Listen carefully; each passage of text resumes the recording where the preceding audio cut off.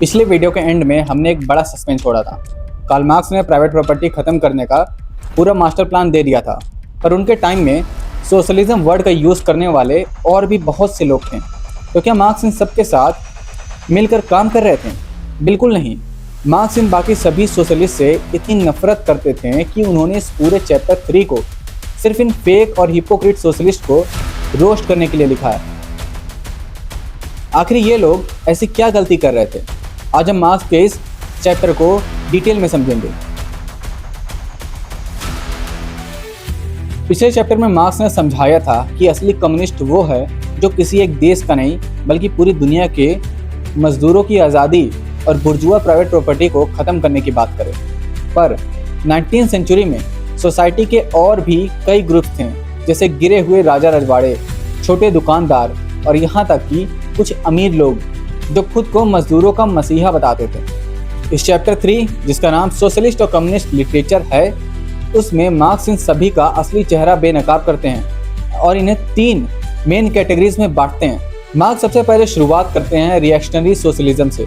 इस ग्रुप में वो लोग आते थे जो हिस्ट्री के पहिए को पीछे घुमाना चाहते थे।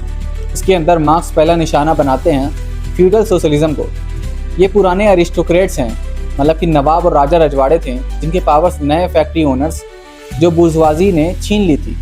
इनको मजदूरों से कोई हमदर्दी नहीं थी, पर फैक्ट्री ओनर्स को हराने के लिए इनको मजदूरों का सपोर्ट चाहिए था। मार्क्स बड़े ही फनी और सरकास्टिक एग्जाम्पल देते हैं कि वो लिखते हैं कि पुराने रजवाड़ों ने मजदूरों को अट्रैक्ट करने के लिए गरीबी का झोला एक झंडे की तरह हवा में लहराया है, पर जैसे ही मजदूर इनके पीछे आए, उन्हें इनके पिछवाड़े पर पुराने ज़माने का रॉयल थप्पा दिख गया और लोग हंसकर वहाँ से चले गए। इन अरिस्टोक्रेट्स का असली मकसद सिर्फ अपनी खोई हुई पावर वापस पाना था। और इसी पॉइंट पर मार्क्स दूसरे ग्रुप पेटी बुर्जुआ सोशलिज्म की बात करते हैं। ये वो छोटे किसान और छोटे दुकानदार थे जो बड़ी इंडस्ट्रीज़ की वजह से बर्बाद हो रहे थे। मार्क्स मानते हैं कि इस ग्रुप ने कैपिटलिज्म की बीमारियों जैसे ओवर प्रोडक्शन और इनइक्वालिटी को बिल्कुल सही पहचाना, लेकिन प्रॉब्लम इनके सॉल्यूशन में थी। ये आगे बढ़ने के बजाय पुराने ज़माने के गिल्ड सिस्टम और पुरानी प्रॉपर्टी रिलेशंस को वापस लाना चाहते थे। फॉर एग्जांपल, इसे ऐसे समझिए जैसे आज के टाइम में कोई लोकल दुकानदार अमेज़ॉन या मेगा मार्ट से तंग आकर कहे कि इंटरनेट और मेगा मार्ट्स को हमेशा के लिए बैन कर देना चाहिए और वापस 1990s वाले ज़माने में चलते हैं। ये प्रैक्टिकल तो नहीं है, इसलिए मार्क्स इन्हें यूटोपियन और रिएक्शनरीज कहते हैं। पर कहानी यहाँ तक ख़त्म नहीं होती। मार्क्स इसी कैटेगरी में एक और ग्रुप जर्मन या ट्रू सोशलिज्म को धोते हैं। ये जर्मनी के कुछ फिलोसफर थे जिन्होंने फ्रांस के सोशलिस्ट आइडियाज़ तो कॉपी कर लिए थे, पर जर्मनी के कंडीशंस फ्रांस जैसे थे ही नहीं। इन्होंने असली मजदूरों की प्रॉब्लम्स को प्रैक्टिकल तरीके से सॉल्व करने के बजाय उसे ह्यूमन नेचर और फिलॉसफी की बोरिंग बातों में उलझा दिया। रिजल्ट ये हुआ कि जर्मनी के ऑप्रेसिव राजाओं ने इस ट्रू सोशलिज्म का यूज़ करके वहाँ की आम जनता और राइजिंग मिडिल क्लास को ही दबाना शुरू कर दिया।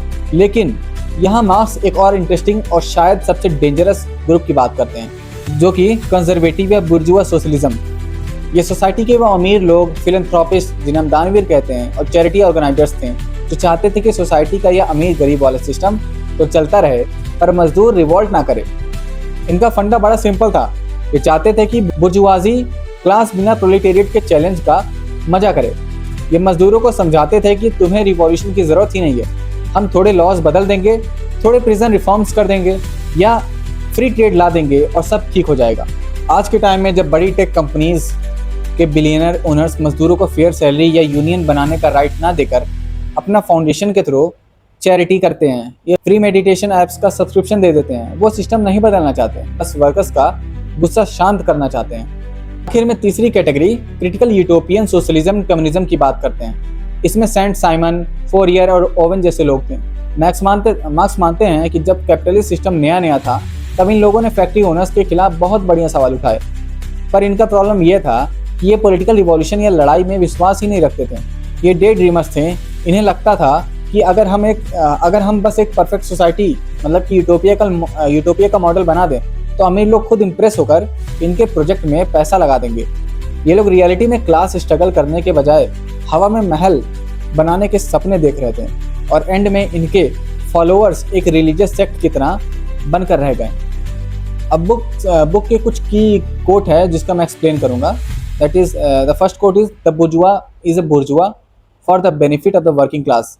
इसका मतलब है कि मार्क्स इस कोट के जरिए बुर्जुआ सोशलिस्ट की हिपोक्रेसी का मजाक उड़ा रहे हैं। ये अमीर लोग दिखावा करते हैं कि उनके सारे बिजनेस, फ्री ट्रेड और प्रोटेक्टिव टैक्सेस असल में गरीब मजदूरों की भलाई के लिए हैं। मार्क्स पॉइंट आउट करते हैं कि ये अमीर क्लास सिस्टम को बिल्कुल चेंज नहीं करना चाहते हैं। वो बस अपनी अमीरी को जस्टिफाई करने के लिए बोलते हैं कि हम अमीर इसलिए हैं ताकि हम तुम्हारा मतलब कि मजदूरों का भला कर सकें। अब की टेकअवेज क्या है?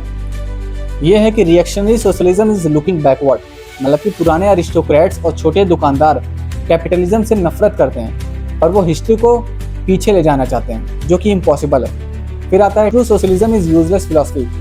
जर्मन इंटेलेक्चुअल्स ने रियल क्लास स्ट्रगल को एब्स्ट्रैक्ट फिलॉसफी बना दिया, जिससे किसी का भला ही नहीं हुआ। Charity is not the solution.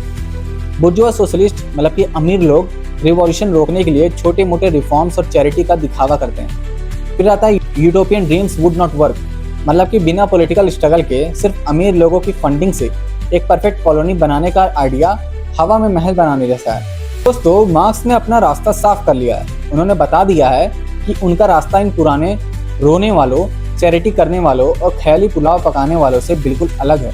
पर अब किताब अपने आखिरी और सबसे एक्सक्लूसिव हिस्से पर आ गई है, जो कि चैप्टर नंबर 4। चैप्टर नंबर 4 में मार्क्स बताने वाले हैं कि उनका इमीडिएट एक्शन प्लान क्या है, असली कम्युनिस्ट एग्जिस्टिंग अपोजिशन पार्टीज के साथ क्या करेंगे।